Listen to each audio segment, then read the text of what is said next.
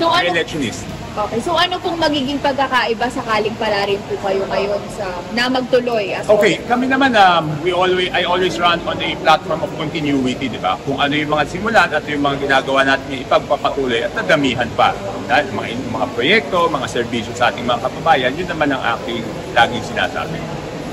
Kampante kayo ngayon, sir, na kayo pa rin po kung sakali or meron ba tayong possible na kalaban?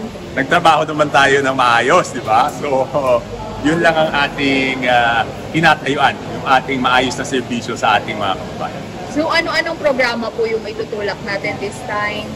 Of course, yung sa infrastructure, alam naman nila yung major infrastructure projects namin sa Navotas ay yung pagtapos ng Navotas Polytechnic College na mas moderno para sa ating mga kababayan na Puteño at yung Navotas Convention Center, no? Pagdating naman doon sa serbisyo, siyempre doon sa Navotas Hospital, tinutulungan natin yan ng pondo galing sa Department of Health para libre lahat ng pupunta doon, no? And of course, yung mga proyekto na pantawid sa kahirapan ng buhay ng tao ngayon, katulad ng AKAP, yung MAIP, ipagpapatuloy natin yan at yung mga medical assistance. Because sa hirap ng buhay ng tao ngayon, kailangan pong ma-assistihan natin sila dito sa mga proyektong pantawid lang habang sila ay naghahanap ng mas maayos na trabaho, kaya nakanyang po yung fund. So yun po, itutuloy natin yung mga proyekto, kaya lang mas marami siyempre, para mas marami tayong matulungan. Sir, other matters lang, kamusta ang alyansa ngayon? Okay, very good. May epekto ba yung pagdistansya ni Senator Amy? No. Tuloy pa rin ang suporta namin ng alyansa sa kandidatura ni Senator Amy. At syempre, ano man ang makakabuti sa kandidato ng alyansa para sila ay manalo, syempre susuportahan namin. So still, sir, 12 names ang dadalhin? Yes, definitely, no? Kasi kanya-kanya silang style ng kampanya, di ba?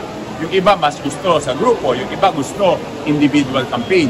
So kung anong makakabuti sa kanya, susuportahan namin dahil ang gusto naman namin, manalo yung kandidato ng alyansa. So hindi naman namin sila pipigilan kung ano yung kampanyang komportable sila at kung ano yung kampanya makakabuti sa kanila. Sir, you've mentioned before sa previous interviews na baka may problema ngayon sa local candidates. Meron na bang kaplansya na ba yun? Hindi pa. Kaya nga ako nag-file ng maaga kasi hanggang kagabi meron pa kami mga inaayos na mga local candidates. Kasi ideally, kung part ng alyansa, sana hindi sila maglaban-laban. No? So yun, ang dami pa. Kaya nag-file na ako agad para tapos na. Hopefully, tapos ang filing. Hopefully.